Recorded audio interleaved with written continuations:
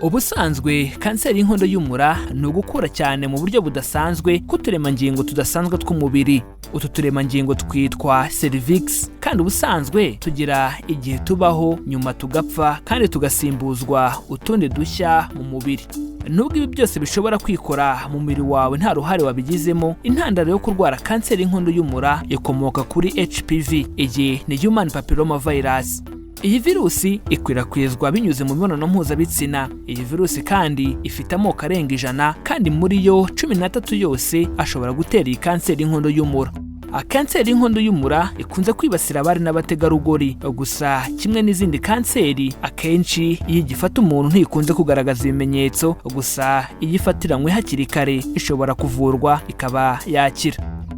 Mbere yo kubaganiriza ku bimenyetso 10 by'ingenzi bishobora kukwereka ko urwaye kanseri y'inkondo y'umura, ndabasuhuje kandi bashimiye kuba mugiye kubana natwe muri aka kanya. Bityo baca umugani mu Kinyarwanda bati abatabizi bicwa no kutabimenya, nanjye nkagira nti abatarabimenya bicwa no kuba batarakora subscribe kuri iyi channel Mizero Media ngo bamenye ko kwirinda biruta kwivuza.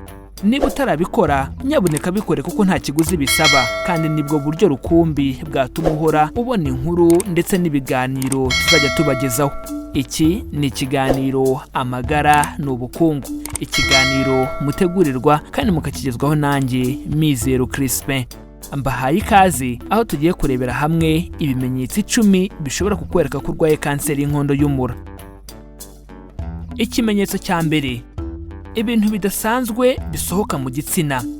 Ubusanzwe hari amatembabuzi asohoka mu gitsina. Ubu ni uburyo umubiri ukoresha mu gusukura igitsina. Gusa muri ubu buryo ibisohoka mu gitsina nta bara cyangwa impumuro bigira. Niba ubona bitangiye guhindura ibara kandi bikagira impumuro mbi ndetse bikiyongera kurusha ubusanzwe, bishobora kuba ikimenyetso cya kanseri y'inkondo y'umura. Nyabuneka jya kwa muganga. Ikimenyetso cya kabiri: kuva amaraso mu gitsina. Umugore cyangwa umukobwa buri kwezi mu gihe cy'imihango amenyereye kubona amaraso. Gusa niba ubona amaraso mu gitsina atari igihe cy'imihango, ugomba kwihutira kugana kwa muganga ukamenya neza impamvu, kuko bishobora kuba ikimenyetso cya kanseri y'inkondo y'umura. Niba amaraso ava mu gihe urangije gukora imibonano mpuzabitsina cyangwa se ukayabona warageze igihe cyo gucura utakibyara, ugomba kwihutira kugana kwa muganga mu buryo bwihuse. Ikimenyetso cya gatatu: kubabara mu gihe uri kunyara.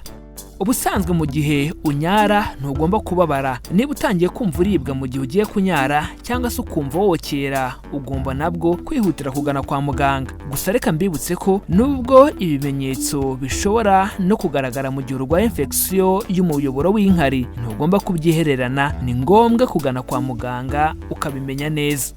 Ikimenyetso cya kane: kumva ubabara amaguru. Nubwo igihe cyose wababara amaguru bitaba byerekana kanseri y'inkondo y'umura, ububabare bw'amaguru ni kimwe mu bimenyetso bigaragara cyane kuri iyi kanseri y'inkondo y'umura. Nubona amaguru yawe yabyimbye cyangwa se aretsemo amazi, ugomba kwihutira kugana kwa muganga kuko bishobora kuba byerekeranye na kanseri y'inkondo y'umura. Ikimenyetso cya gatanu: kubabara mu gihe cy'imibonano mpuzabitsina. Kuribwa amaguru cyangwa amatako ni kimwe mu bimenyetso biza kare bya kanseri y'inkondo y'umura. Mu gihe ukora imibonano mpuzabitsina ukumva ubabara cyane, bishobora kuba ikimenyetso cya kanseri y'inkondo y'umura. Niba ububabare butangiye kuza vuba kandi bukagenda burushaho kwiyongera, ni ngombwa kwihutira kugana kwa muganga. Nkomeje kubashimira kuba mukomeje kubana natwe muri aka kanya tubungabunga ubuzima bwacu, aho kuri iyi nshuro turi kurebera hamwe ibimenyetso 10 bishobora kukwereka ko urwaye kanseri y'inkondo y'umura. Bityo baca umugani mu Kinyarwanda bati abatabizi bicwa no kutabimenya. Bityo nanjye nkagira nti abatarabimenya bicwa nuko batarakora subscribe kuri iyi channel Mizero Media ngo basobanukirwe ko kwirinda biruta kwivuza. Niba utarabikora nyabuneka bikore kuko nta kiguzi bisaba, kandi nibwo buryo rukumbi bwatuma uzajya uhora ubona inkuru ndetse n'ibiganiro tuzajya tubagezaho. Ikimenyetso cya gatandatu cyakwereka ko urwaye kanseri y'inkondo y'umura ni uguhorana uburibwe bw'umugongo. Nubwo hari impamvu nyinshi zishobora gutuma ugira uburibwe mu mugongo, mu gihe uhorana iki kibazo ni ngombwa kwisuzumisha iyi kanseri y'inkondo y'umura. Ikimenyetso cya karindwi: gutakaza ibiro cyane no guhora wumva unaniwe. Umunaniro ukabije ni kimwe mu bimenyetso kanseri zitandukanye zihuza. Ahanini biterwa n'uko insoro zitukura z'amaraso ziba zisimbuzwa n'insoro zera, nuko bikaba byatera ikibazo cyo kubura imbaraga kuko uba ufite ikibazo cyo kubura amaraso. Aha niho umunaniro uzira ndetse no gutakaza ibiro cyane. Niba utari kuri regime cyangwa ikindi gituma unanuka, niba ubona utakaza ibiro mu buryo budasobanutse, ni ngombwa kwihutira kwisuzumisha kanseri y'inkondo y'umura. Ikimenyetso cya 8, guhora wumva ubabara mu kiziba cy'inda. Nubwo abari n'abategarugori bagira uburibwe kenshi iyo bari mu mihango, mu gihe wumva bukabije cyane ni ngombwa kugana kwa muganga. Uburibwe bwo mu nda hasi cyangwa se mu kiziba cy'inda akenshi ni ubusanzwe ku bari n'abategarugori, cyane cyane mu gihe cy'imihango. Gusa niba wumva ufite ububabare burenze ubwo wagiraga kandi bukazajya buza kenshi bukamara igihe kinini, ni ngombwa kugana kwa muganga ukisuzumisha ko taba ari kanseri y'inkondo y'umura yatangiye kukwibasira. Ikimenyetso cya 9, kubona imihango mu buryo butunguranye. Buri mugore cyangwa umukobwa aba azi igihe agera mu mihango buri kwezi. Gusa nubwo hari impamvu nyinshi zishobora guhindura igihe ugera mu mihango, na kanseri y'inkondo y'umura ishobora kuzamo. Niba wari usanzwe ufite ukwezi kw'imihango kudahinduka, ukabona utangiye guhinduranya amatariki, ni ngombwa kwihutira kwisuzumisha kwa muganga. Ikimenyetso cya 10, guhinduka cyane mu buryo ujya kunyara. Imihindagurikire twavuga aha ni inshuro ujya kunyara, uburyo unyara ndetse n'uko inkari zisa. Niba wari usanzwe ushobora gufunga inkari ariko ukaba utakibishobora, ukabona ibara ry'inkari zawe ryahindutse cyane, ni ngombwa kugana kwa muganga. Kandi uramutse ubonye amaraso mu nkari zawe, nabwo ukwiye kwihutira kwa muganga utazuyaje.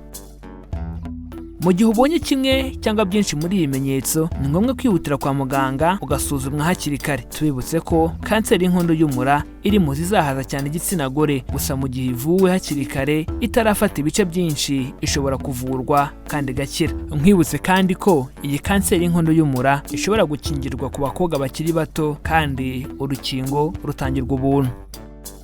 Reka tuashimire kuba mwafashe umwanya mukabana natwe muri aka kanya tubungabunga ubuzima bwacu, aho kuri iyi nshuro twareberaga hamwe ibimenyetso 10 bishobora kwerekana ko urwaye kanseri y'inkondo y'umura. Bityo reka dusoze mbibutsa ko baca umugani mu Kinyarwanda bati abatabizi bicwa no kutabimenya, bityo nanjye nkagira nti abatarabimenya bicwa no kuba batarakora subscribe kuri iyi channel Mizero Media ngo basobanukirwe ko kwirinda biruta kwivuza. Kwirinda biruta kwivuza, bityo niba utarabikora nyaboneka bikore kuko nta kiguzi bisaba, kandi nibwo buryo rukumbi bwatuma uzajya uhora ubona inkuru ndetse n'ibiganiro tuzajya tubagezaho.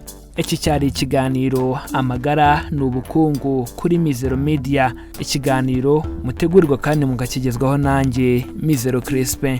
Amahoro y'Imana bane namwe, mbifurije kugira ubuzima buzira umuze ndetse no kwirinda mbere yo kwivuza.